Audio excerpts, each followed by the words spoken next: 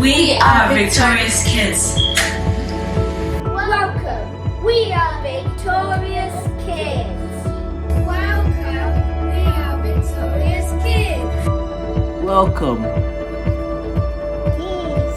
We are Victorious Kids.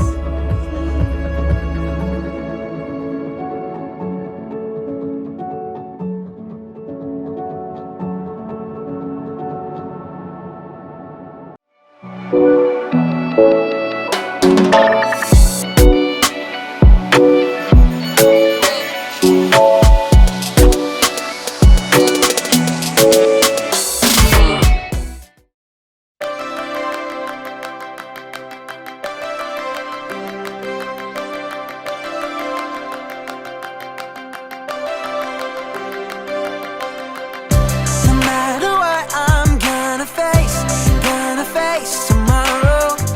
I bet my life on everything you say. You turn the light on, now I see forever. The path is clearer out in front of me. I put one foot in front of the other, keeping my eyes on you. My life following Jesus, I trust you, I trust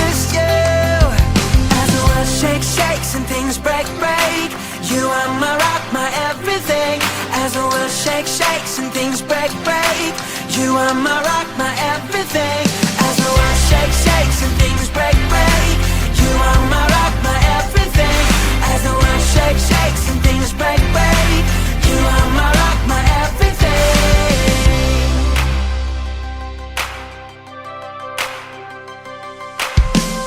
No matter what I'm gonna face tomorrow. I build my life on everything you say. Turn the light on, now I see forever. The path is clearer out in front of me. I put one foot in front of the other, keeping my eyes on you. My life following Jesus, I trust you. I trust you. As the world shakes, shakes and things break, break. You are my rock, my everything. As the world shakes, shakes and things break, break. You are my rock, my everything. As the world shakes, shakes and things break, break. You are my rock, my everything. As the world shakes, shakes and things break, break. You are my rock, my everything.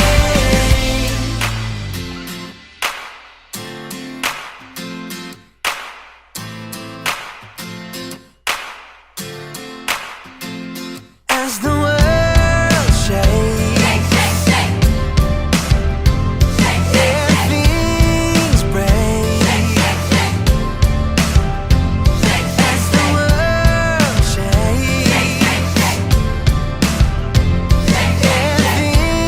things break. As the world shakes, shakes and things break, break. You are my rock, my everything. As the world shakes, shakes and things break, break. You are my rock, my everything. As the world shakes, shakes and things break, break. You are my rock, my everything. As the world shakes, shakes and things break, break. You are my rock, my everything.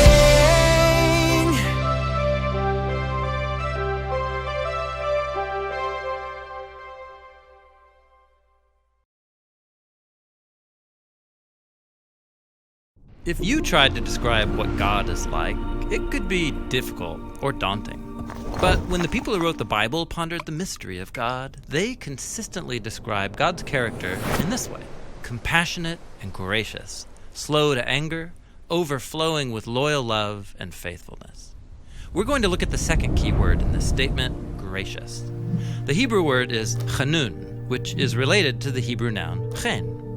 This word, chen, is often translated as grace or favor, and if you study how this word is used throughout the Bible, you find a fascinating story.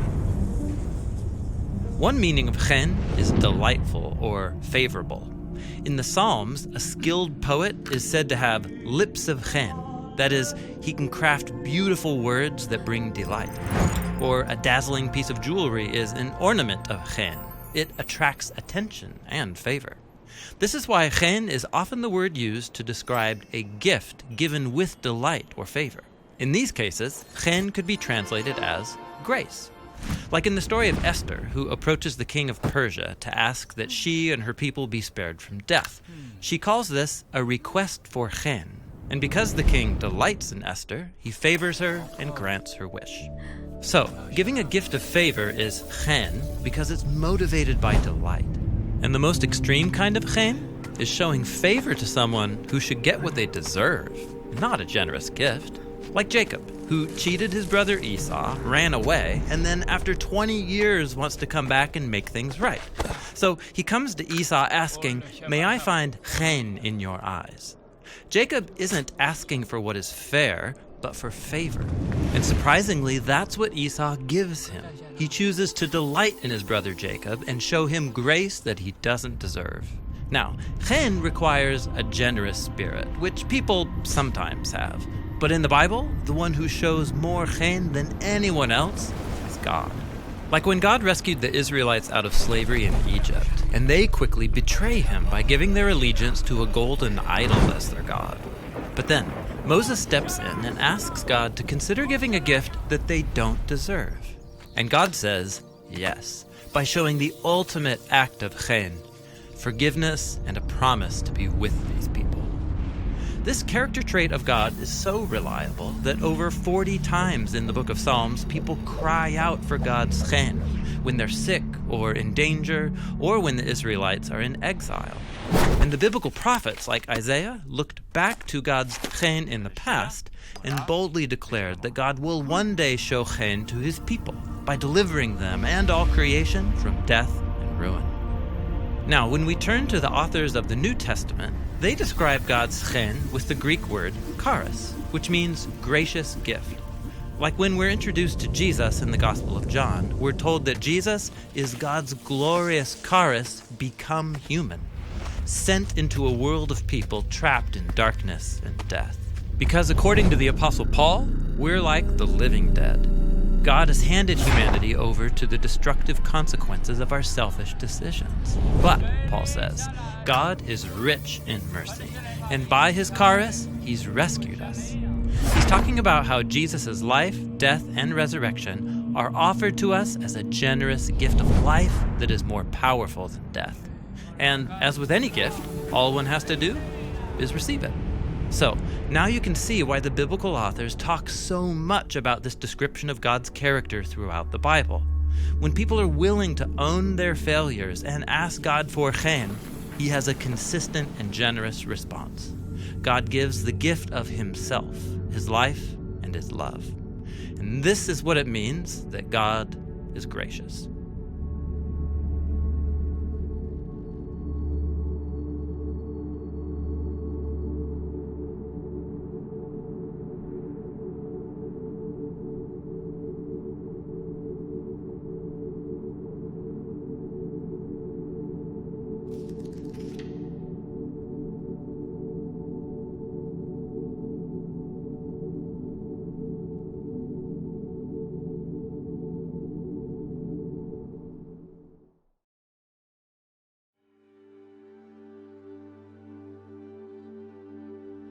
After God led the Israelites through the Red Sea, he led them through the wilderness to a mountain called Sinai.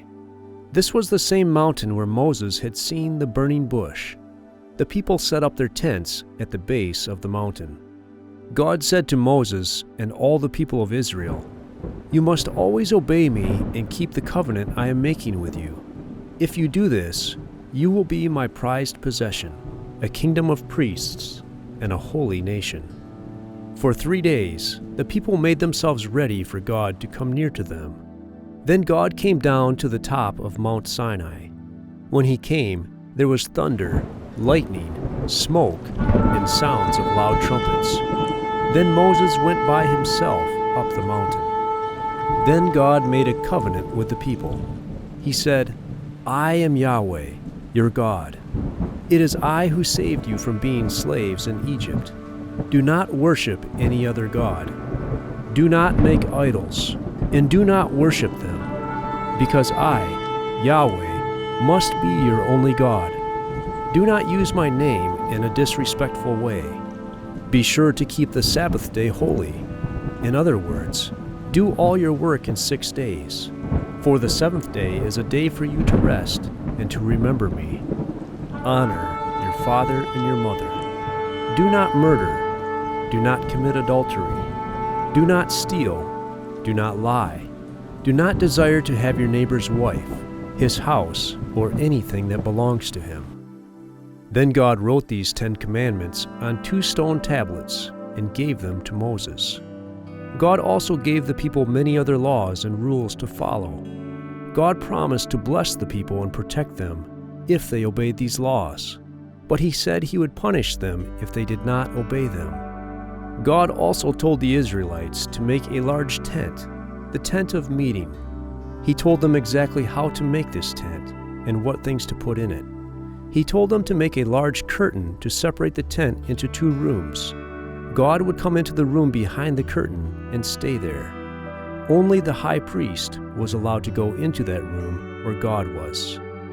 The people must also make an altar in front of the tent of meeting. Anyone who had disobeyed God's law should bring an animal to that altar.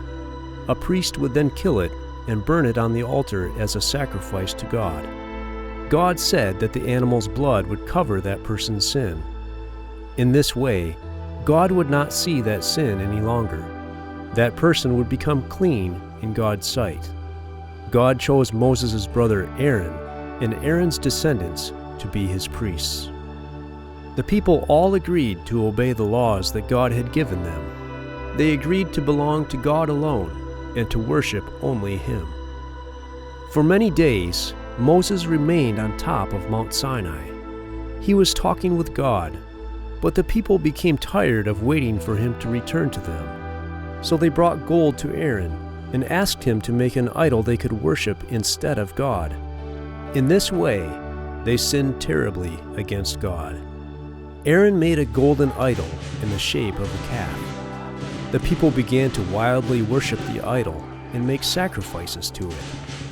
God was very angry with them because of their sin.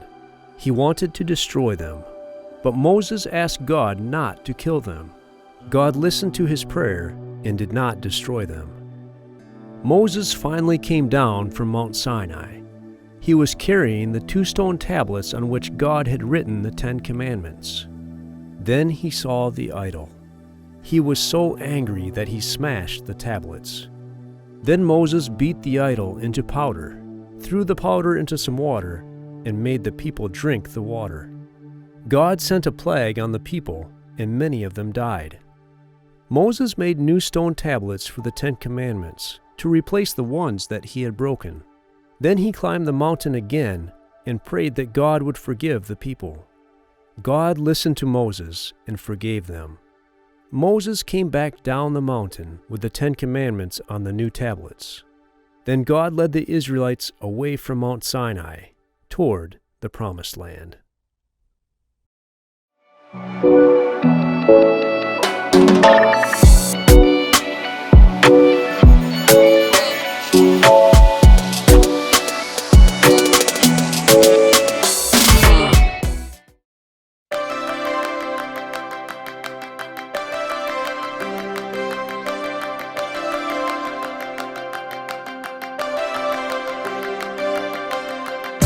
No matter what I'm gonna face tomorrow.